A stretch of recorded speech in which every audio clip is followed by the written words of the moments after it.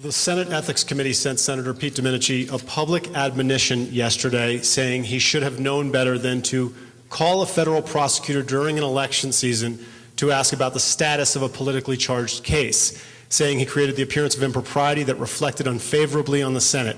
Your office released a statement saying this was a favorable conclusion. How is that possible? And would you conclude that the similar phone call you made to the same prosecutor also created the appearance of impropriety that reflected unfavorably on the House? I think it was a favorable decision for Pete Domenici, and he certainly felt that way and said so himself. I also think that our calls were actually different. You know, I think that the people here in New Mexico expect their leaders to stand up and act when public corruption exists or when someone is accused of delaying public corruption prosecutions. When I have someone who comes to me as a constituent and says, you know, we've got a U.S. attorney who is intentionally delaying corruption prosecutions, I can't look the other way and shrug my shoulders because he happens to be a friend and a fellow Republican. I have to deal with that allegation, and I did so in a way that was entirely appropriate, which was to talk to him about it. He denied it, and I accepted him at his word. That was the appropriate way to handle that allegation.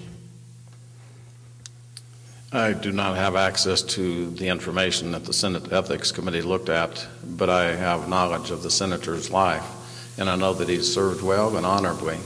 I think the group that put him on the list to identify him as one of the people, the crew, CREW, they are a very partisan group. They're a group that intends to destroy Republican candidates.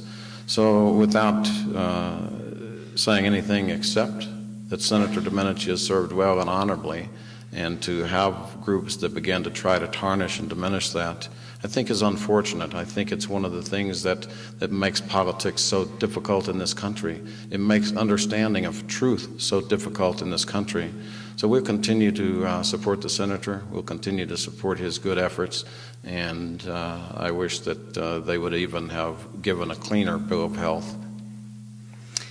I also think that, you know, Pete Domenici apologized over a year ago, and he apologized again yesterday.